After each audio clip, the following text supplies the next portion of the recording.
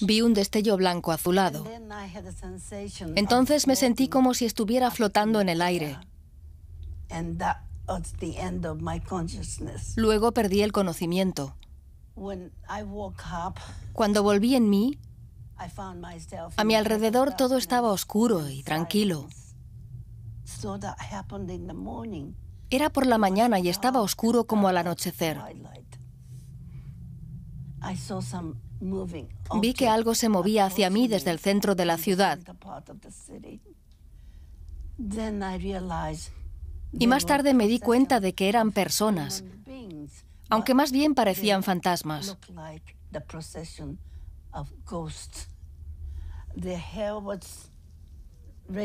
Tenían el pelo erizado, los cuerpos ensangrentados, quemados e hinchados. La carne y la piel colgaban de sus huesos.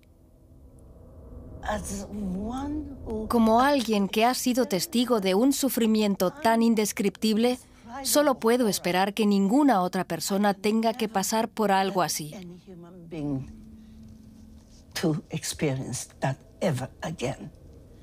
Por eso, políticos de todo el mundo, por favor, sean humanitarios.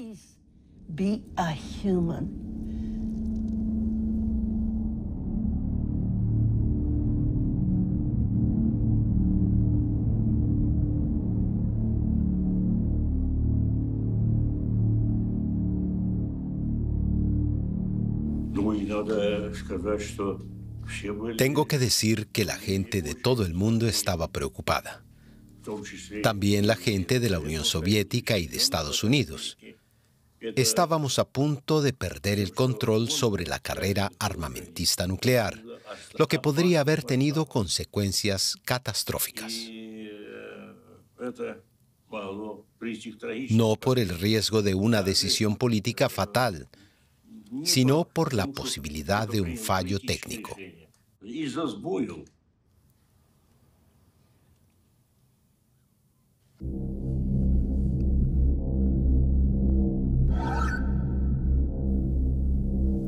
Un bombardero soviético de largo alcance Tu-95 lanza una bomba nuclear con una potencia de 50 megatones.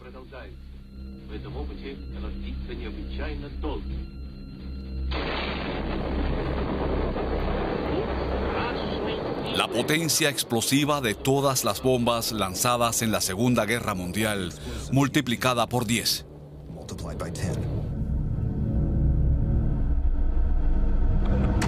En 1986, Estados Unidos tiene unas 30.000 armas nucleares.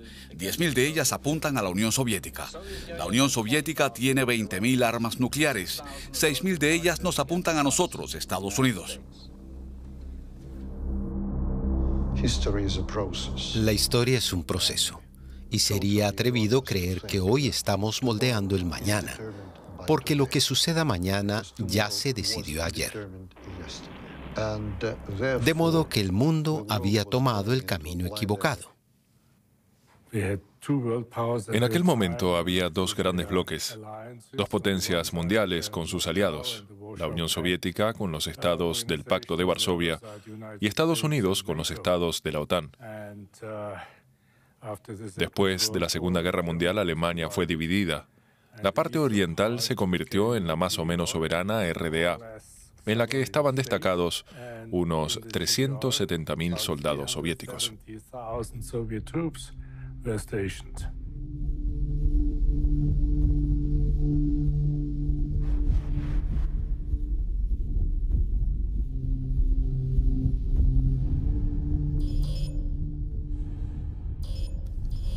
Los estrategas militares suponen que una vez empezada una guerra nuclear, se producirá un intercambio masivo de ataques nucleares.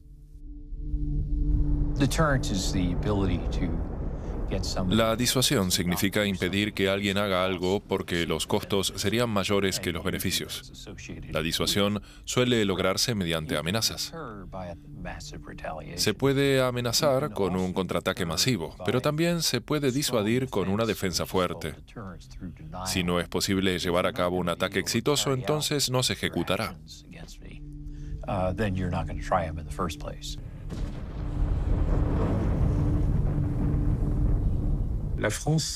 En Francia, desde el presidente de Gaulle, los mandatarios, Mitterrand y todos los que le siguieron, apostaron por la disuasión nuclear total y no por un uso limitado de armas nucleares.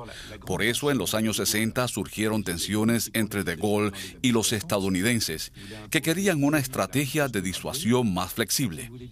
Si atacaban a la República Federal de Alemania, las potencias occidentales atacarían a la RDA. Si el ataque se hacía contra Francia, entonces las potencias occidentales atacarían a Polonia. Pero los franceses lo rechazamos, porque los ataques nucleares limitados tienen consecuencias catastróficas, la escalada de una etapa a la siguiente.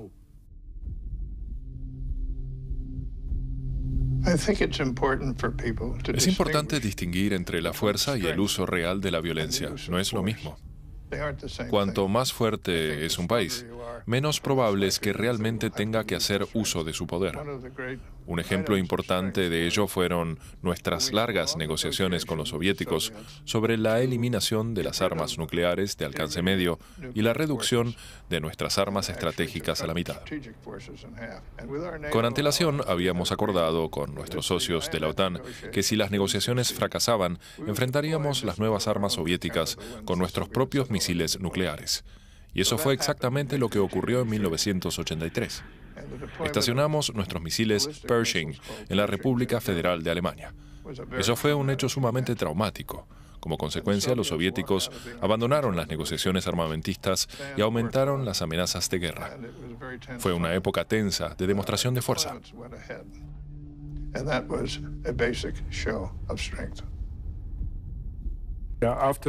Sí, el estacionamiento de los misiles nucleares estadounidenses fue el punto álgido de la nueva Guerra Fría.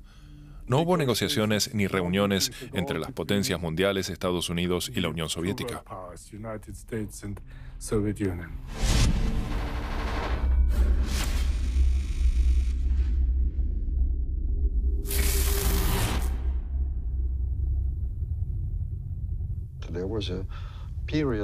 Durante un tiempo participé en investigaciones de las posibles consecuencias de una guerra con armas estratégicas nucleares, utilizando modelos de computadora.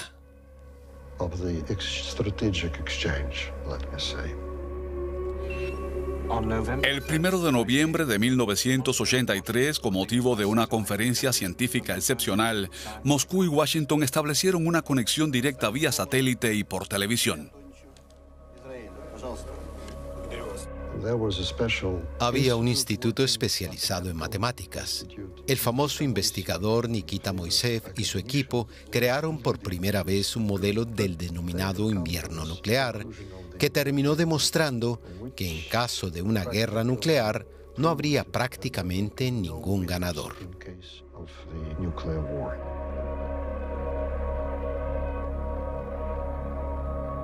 Beneath the clouds, virtually all domesticated and wild sources of food would be destroyed. Most of the human survivors would starve to death. The extinction of the human species would be a real possibility. Todos hablan siempre de Reykjavik, pero para mí fue más importante la reunión de Ginebra de 1985. Gorbachev y Reagan firmaron una declaración en la que proclamaban que en una guerra nuclear no habría más que perdedores. Por eso las guerras nucleares no deben comenzar nunca. Este reconocimiento de ambas partes fue, en mi opinión, un gran éxito.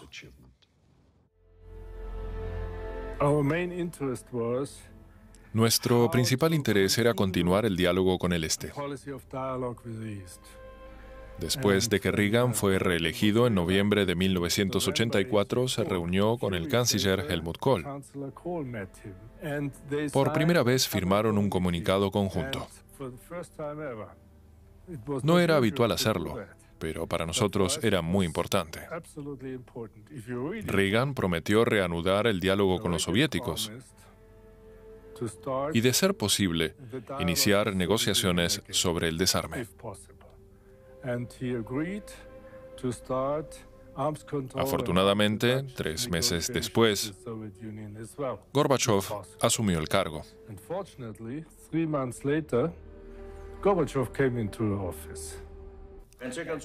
Finalmente me reuní con el presidente Reagan en Ginebra en noviembre de 1985.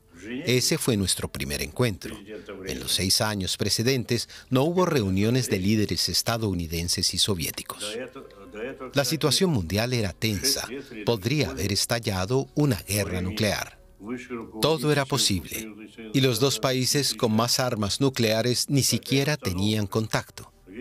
Teníamos que encontrar una salida a esa ridícula y difícil situación y crear una buena relación entre nosotros. Uno de los dos tenía que dar el primer paso.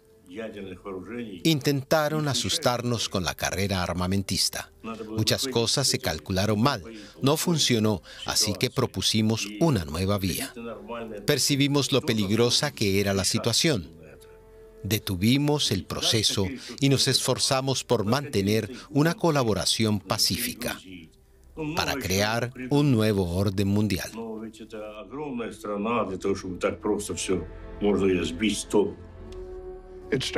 Todo comenzó con la reunión de Ginebra. Gorbachev llegó y ambos fueron conducidos a una pequeña sala con chimenea donde estaban a solas.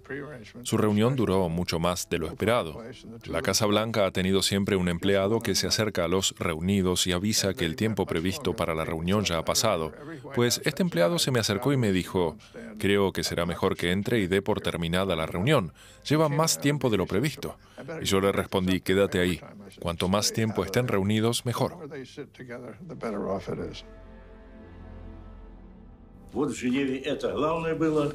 Lo más importante que se logró en Ginebra, que lamentablemente se olvida cada vez más. Pero tenemos que ser conscientes de ello, y por eso lo repito ahora.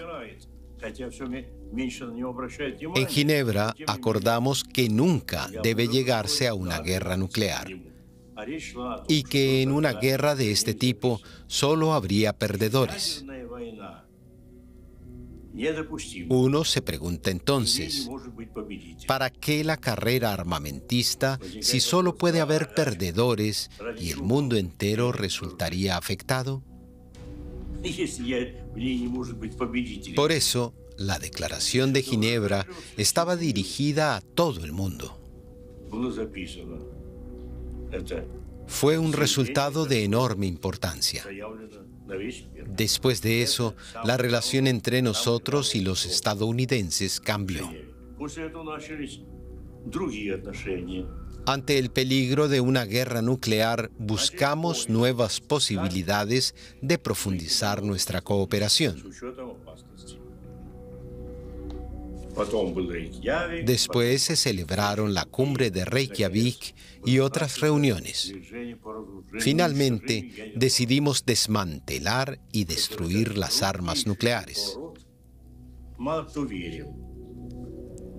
Así comenzó el gran programa de desarme nuclear.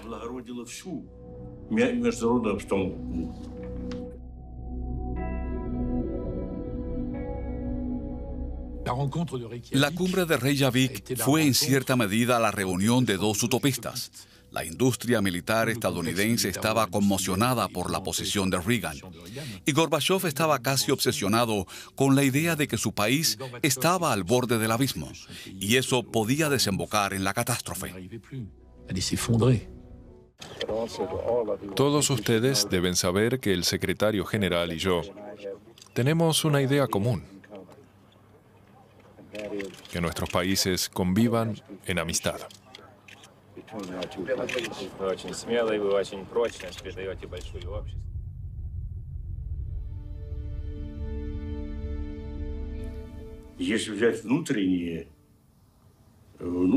En aquel entonces, la situación en la Unión Soviética era crítica.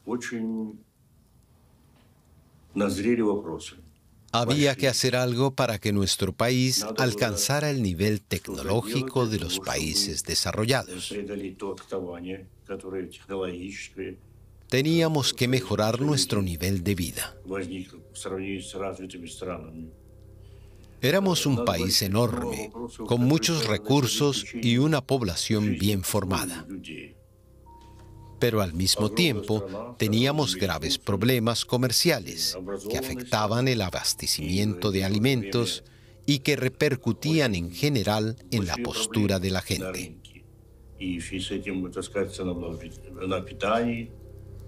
La gente esperaba durante horas o incluso días para comprar unas medias italianas.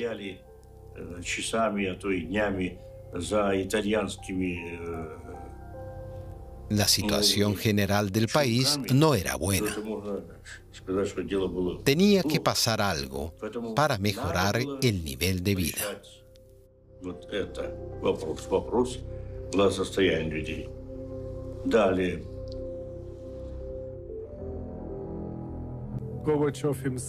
Fue el propio Gorbachov quien inició las reformas políticas de Glasnost y Perestroika. Y lo que es más importante, en la cumbre del Pacto de Varsovia anunció que los soviéticos no volverían a intervenir en los asuntos internos de sus aliados. Y cumplió su palabra. Gorbachov liberó a los presos políticos de las cárceles. Las primeras elecciones libres barrieron a los cuadros del Partido Comunista del panorama político. En la política entró gente nueva.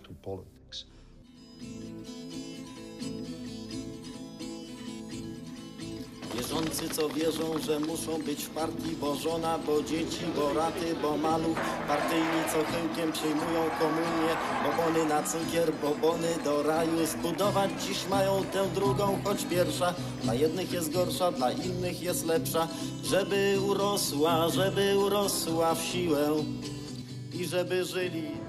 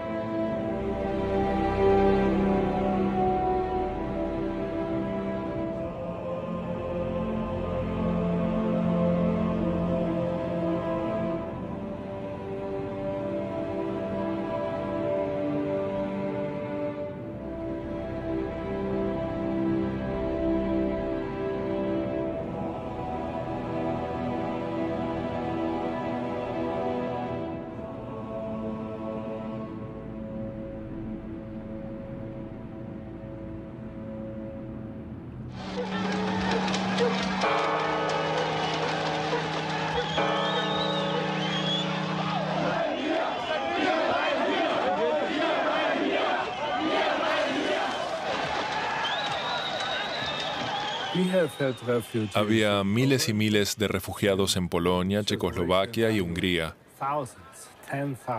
Por eso manteníamos dos canales de comunicación. Por uno, el ministro de Exteriores Genscher debatía con Shevardnadze sobre qué hacer con tantos refugiados. Por el otro, el jefe de la Cancillería, el ministro Seiters, mantenía el contacto con el gobierno de la RDA. La cuestión era, ¿aceptarían que los refugiados de la RDA pudieran viajar a la República Federal? Era algo que tenían que permitir tanto la Unión Soviética como la RDA y Checoslovaquia, y afortunadamente lo hicieron.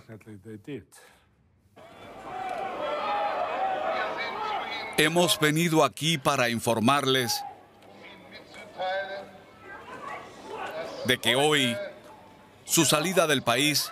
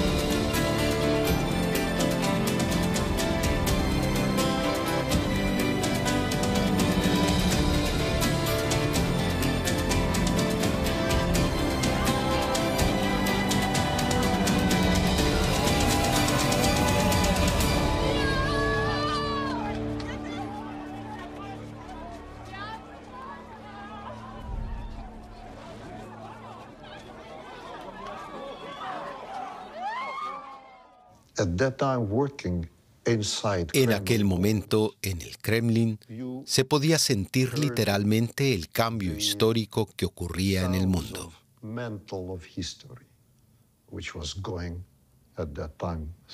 Gorbachov hizo posible ese cambio. En mi opinión, no era un hombre religioso, pero en su interior se guiaba por una moral cristiana.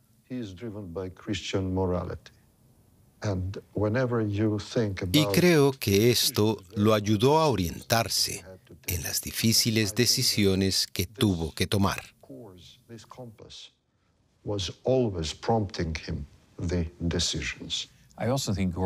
Considero a Gorbachov uno de los grandes héroes del siglo XX. Se esforzó por reducir la tensión y el ritmo de la Guerra Fría. Cuando las cosas se empezaron a complicar cada vez más y se descontrolaron por completo, pudo haber empezado una guerra y eso es exactamente lo que no hizo. Por eso se merece un gran respeto.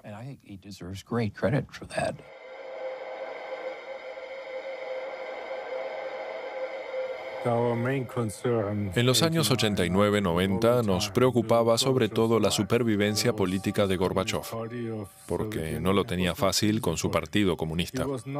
No podía hacer lo que quería.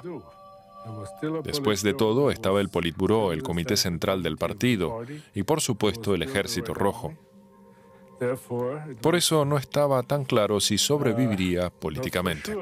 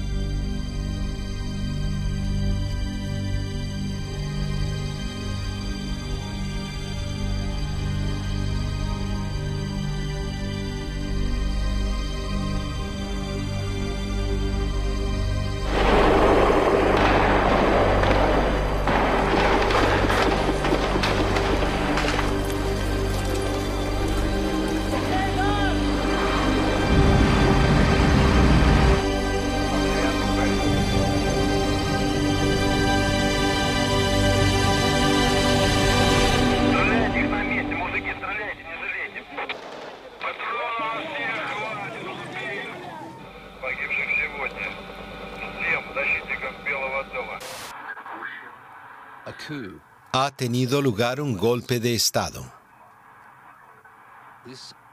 Esta acción anticonstitucional se basa en una gran mentira.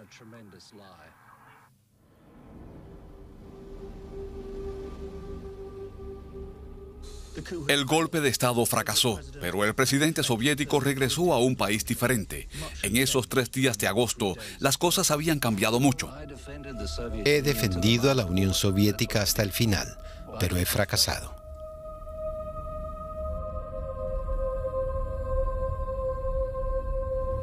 ¿Quiere prohibir el partido por ser una organización criminal? No puedo permitirlo.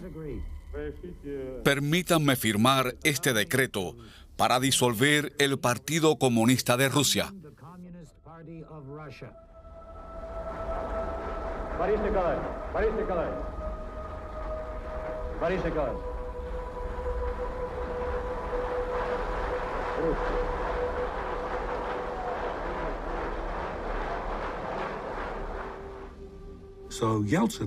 Yeltsin llegó a la siguiente conclusión. Después de todo, tengo a la Federación Rusa. Podemos declararnos independientes de la Unión Soviética. Así que cuando dijo ahora seré el presidente de Rusia, el entonces líder comunista de Kazajistán, Nazarbayev, pensó, entonces yo seré el presidente de Kazajistán. Y Lukashenko dijo, está bien, entonces me haré cargo de Bielorrusia. En 1991, Bielorrusia, Rusia y Ucrania deciden disolver la Unión Soviética. Nace la Comunidad de Estados Independientes.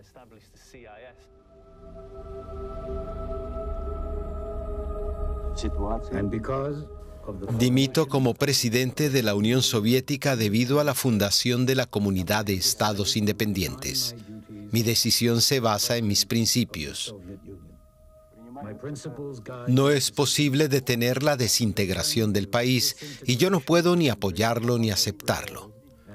Por eso dimito, embargado por las dudas y a la vez lleno de esperanzas. Confío en ustedes, en el pueblo ruso, en su voluntad y en su sabiduría.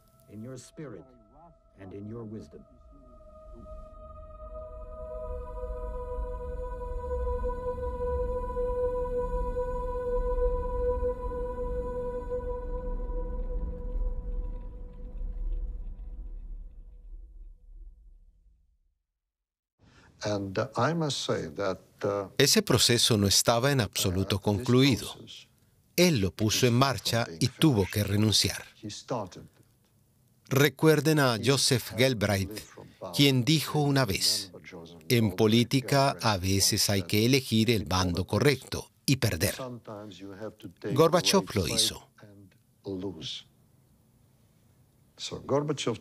Perdió el poder, pero logró una victoria de carácter histórico y personal.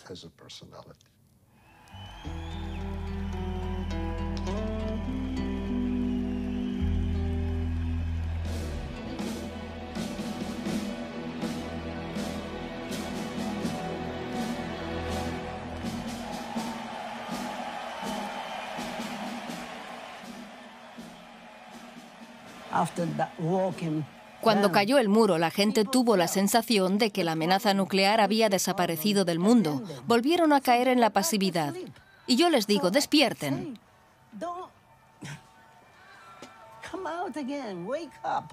El problema sigue ahí y es mucho mayor que antes. En ese proceso que abarca todo el mundo, puede suceder cualquier cosa.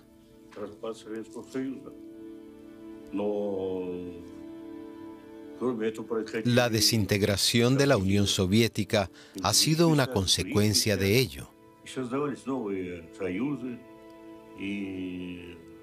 Pero se forjaron nuevas alianzas y en el escenario político mundial aparecieron nuevos actores. En Occidente se alegraron de la desintegración de la Unión Soviética, aunque no lo admitieran abiertamente.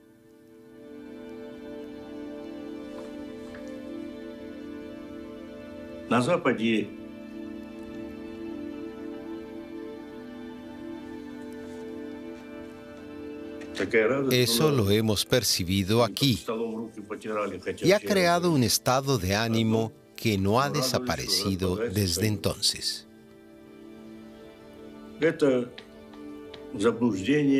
Debemos reactivar la cooperación entre las antiguas repúblicas soviéticas, que durante décadas fueron parte de un solo Estado.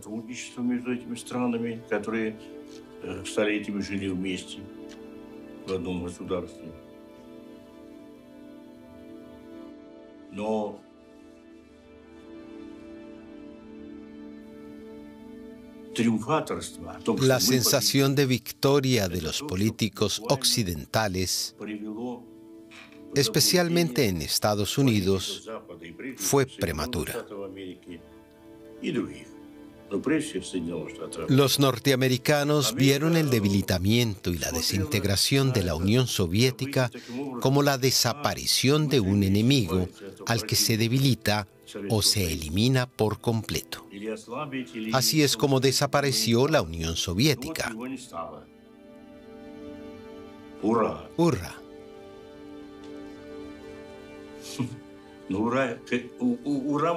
Pero cuando gritas ¡hurra!, deberías saber a dónde conduce todo esto.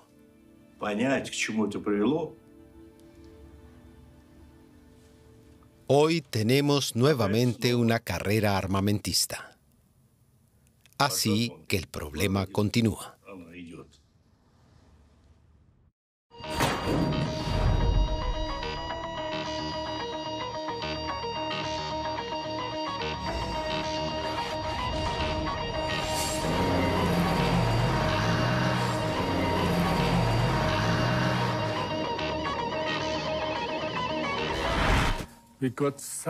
Entonces teníamos una perspectiva de futuro increíble, a lo que Gorbachov se refería cuando hablaba de una casa común europea que ofrezca seguridad a todos, incluidos los rusos.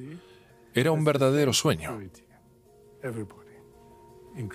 Durante más de 20 años realizamos reuniones anuales de ministros de Asuntos Exteriores, pero eso no condujo a nada. Abrimos un centro para la prevención de conflictos en Europa, pero nunca se volvió a hablar de ello. En un discurso pronunciado en Berlín, el presidente ruso Medvedev propuso construir un orden común europeo de paz y seguridad. Pero Occidente no reaccionó. Hemos perdido muchas oportunidades. Una vez Putin me dijo que el presidente de la Comisión de la Unión Europea, Prodi, había propuesto en Moscú crear una zona de libre comercio desde Lisboa hasta Vladivostok. Putin me dijo que le pareció una gran idea. Pero no se llegó a nada. Rusia ha sufrido muchas decepciones.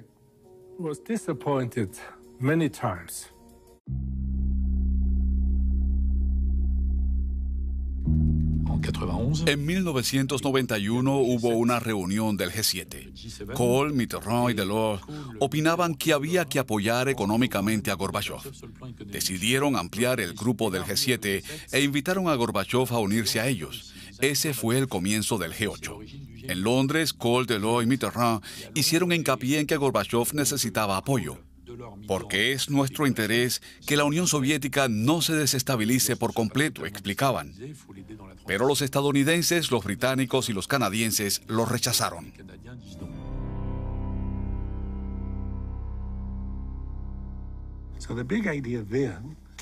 En aquel entonces teníamos una idea que tomamos de las memorias de Churchill sobre la Segunda Guerra Mundial. Allí escribe que después de ganar una guerra se debe mostrar generosidad. Su concepto era, aunque ganes la guerra, el mundo sigue estando ahí. La historia continúa. Con generosidad, se podrían haber evitado las consecuencias del Tratado de Paz de Versalles después de la Primera Guerra Mundial. Los alemanes no habrían sido susceptibles a las ideas de Hitler y no se habrían precipitado a la Segunda Guerra Mundial. Sobre esta base, nuestro grupo de investigación desarrolló la idea de un margen de tiempo abierto a las posibilidades. En otoño de 1990, Yavlinsky y yo nos unimos y trabajábamos las 24 horas del día. Nuestra idea era esbozar un gran acuerdo. Si Occidente le entrega generosamente a la Unión Soviética $30.000 millones, esta, a su vez, pondrá en marcha un programa radical de reformas económicas, políticas y militares, además de un programa de seguridad. En primer lugar, la Unión Soviética introduciría la economía de mercado. Luego, establecería un gobierno democrático y finalmente aseguraría todas las armas nucleares y retiraría las tropas soviéticas de otros países. Habría sido un paquete de medidas bastante grande. Nunca entendí bien por qué, probablemente porque la administración Bush estaba demasiado ocupada con Irak en aquel momento, pero no les interesó el gran acuerdo. Tras el final de la Guerra Fría, Occidente se comportó de manera arrogante, siguiendo la divisa de «hemos ganado». Estaban convencidos de que sus ideas de democracia y economía de mercado serían aceptadas en todas partes. Básicamente, Occidente se estaba celebrando a sí mismo, y eso fue un duro golpe para los rusos. La postura del canciller Kohl desde el principio fue que la seguridad de Europa no puede lograrse sin Rusia o contra Rusia. Por eso hicimos todo lo posible por establecer una estrecha relación entre Rusia y Europa.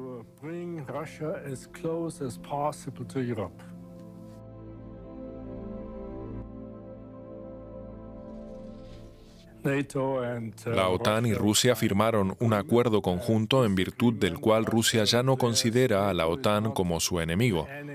Más tarde incluso fundamos el Consejo OTAN-Rusia. Ese fue en cierta medida el primer paso hacia la integración de Rusia en la OTAN. no en la estructura militar, sino en la estructura política de la OTAN. Fue un paso en la dirección correcta. No fue un paso fácil, pero fue correcto y reforzamos la confianza mutua.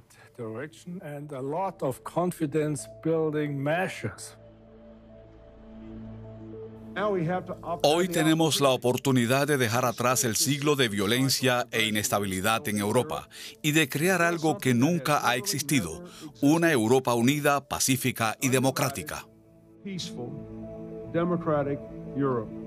En la administración Clinton, para la que me siento orgulloso de haber trabajado, empezamos a cometer errores que luego continuaron durante la administración Bush. En nuestra opinión, la ampliación de la OTAN hacia el este no representaba una amenaza para Rusia, pero que algo se perciba o no como una amenaza, eso lo decide el que está expuesto a esa posible amenaza. En cualquier caso, para los altos mandos militares rusos, la ampliación de la OTAN hacia el este supuso una gran amenaza. Y así se sigue pensando hoy en día.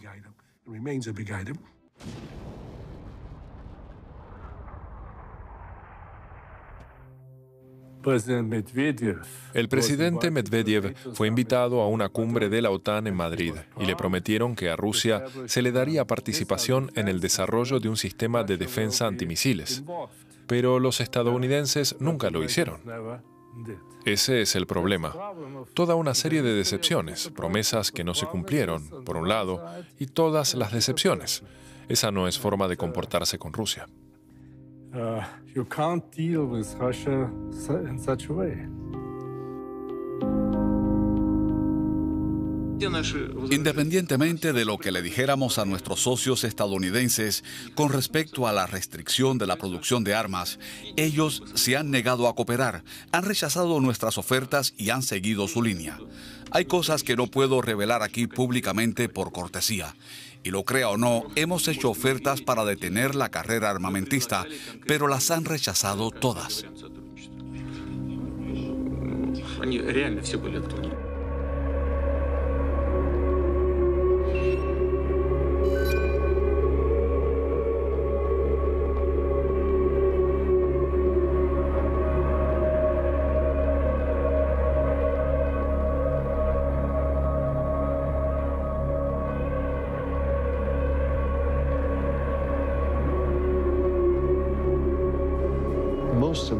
Hoy lo más importante es la labor de los círculos intelectuales y de cultura, y que ambas partes dejen de imaginar escenarios de amenaza. Creo que habrá progresos, eso es realista. Incluso puede haber un progreso rápido. Celebraríamos que Rusia estuviera integrada en Europa.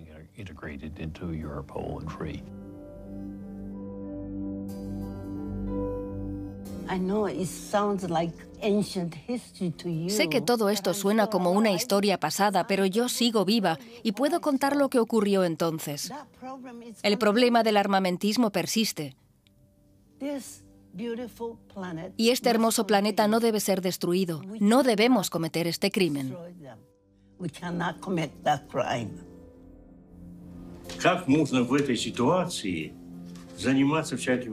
¿De qué sirve hacer planes para atacar a un aliado o a otros países?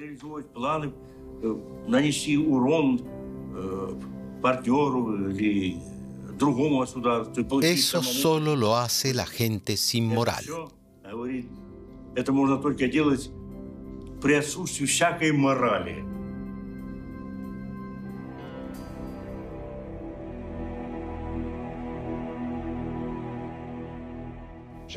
Los generales escriben historia y escriben libros. Los soldados no. Pagan con sus vidas las decisiones correctas e incorrectas de los generales. Las personas que eran entonces soldados tienen ahora unos 90 años.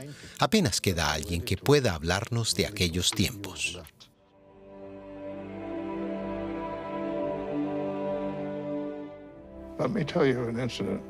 Permítanme contarles sobre un encuentro especial del que más tarde se habló mucho.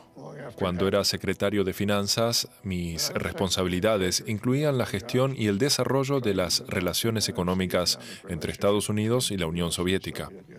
Mi homólogo era un viejo comunista gruñón llamado Petolayov. Llegamos a conocernos bastante bien. Por eso, una vez después de una de nuestras reuniones en Moscú, me sugirió pasar un fin de semana juntos en San Petersburgo, en aquel entonces Leningrado. Para mi sorpresa, voló en mi avión. Durante el vuelo me preguntó, bien, ¿qué le gustaría ver en la ciudad? Le respondí que quería hacer lo que hacía todo el mundo en San Petersburgo, visitar el Hermitage y el Palacio de Verano. Pero él dijo, no, primero vayamos al cementerio. Así que fuimos al cementerio, que ocupa una área muy extensa. Allí hay una plataforma elevada desde la que se pueden ver las interminables filas de fosas comunes. Tomamos el camino central a través de los memoriales y depositamos una corona de flores. Petolayov me habló de la batalla de Leningrado. Sus mejillas estaban surcadas de lágrimas y nuestra traductora también estaba llorando. Petolayov me dijo, la batalla por Leningrado afectó a todas las familias de la Unión Soviética. Fue muy conmovedor y triste. Cuando volvimos a la plataforma, le dije, me siento unido a esta gente porque yo también luché en la Segunda Guerra Mundial. Y también perdí a camaradas en la guerra. Además, esta gente consiguió detener a Hitler. Así que me dirigí al final de la plataforma e hice un saludo militar. Cuando volví, Petolayov dijo, gracias, George. Has sido muy respetuoso.